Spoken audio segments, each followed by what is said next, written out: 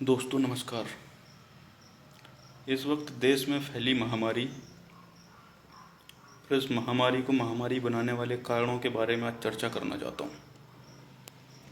हमारे देश की रेलवे पटरी पर दौड़ने लगती है आज तक तो उसका केवल एक ही कारण है, जो आज सारी ट्रेनें सारी व्यवस्था बंद पड़ी है, और वो है जमात।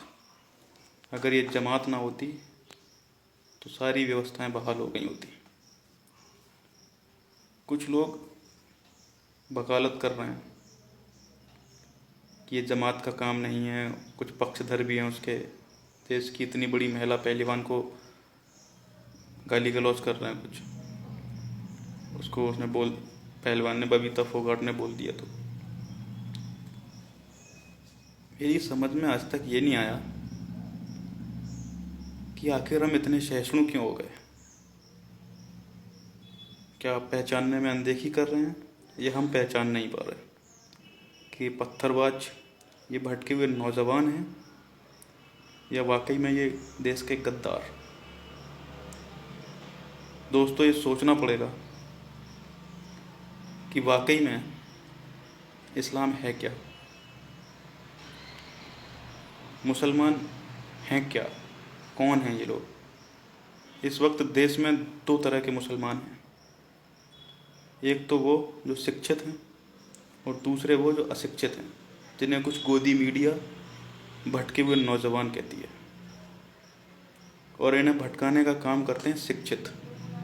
जो शिक्षित मुसलमान है, जो नौकरी में है, जो बिजनेस कर रहा है, वो इन्हें पढ़ने नहीं देना चाहता।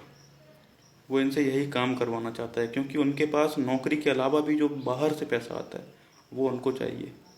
और वो पैसा इसीलिए आता है कि तुमने कितने पत्थर फेंकवाए। इसलिए हमें सोचना पड़ेगा।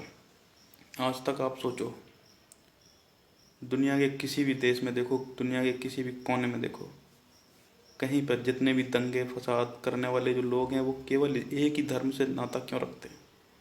क्योंकि उन्हें उनके खून में एक ही बात डाली जाती है, जिहाद। और उनको जिहाद का मतलब भी नहीं पता कि जिहाद असल में है क्या। क्योंकि वाकई में अगर देखा जाए तो वो इस्लाम को मानने वाले हैं ही नहीं।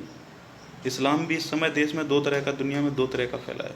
एक मुसल्लम ईमान या मुसल्लम इस्लाम, और दूसरा मुल्ला का इस्लाम, जो मस्जिदों से फतवे पढ़े जा रहे हैं, वो है मुल्ले का इस्लाम। और इस वक्त देश में वही ज़्यादा मानने वाले लोग हैं। मैं कुछ पंक्तियां आप तक पहुंचा रहा हूँ कि देखो जिहादी निकले,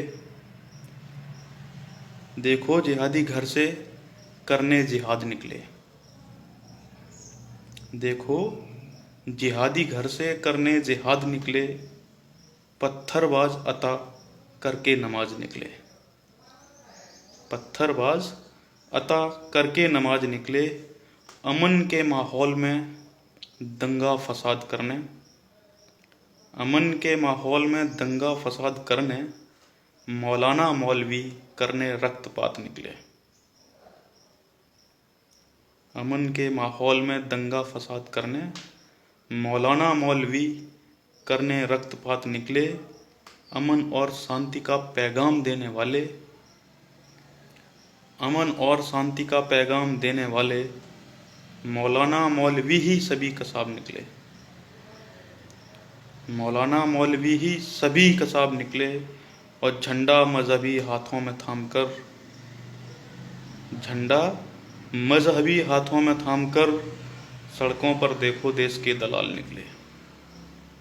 देखो जिहादी घर से करने जिहाद निकले। इस मजहब ने केवल आतंकी दिए हैं, इस मजहब ने केवल आतंकी दिए हैं। धोखे से इसमें अब्दुल कलाम निकले।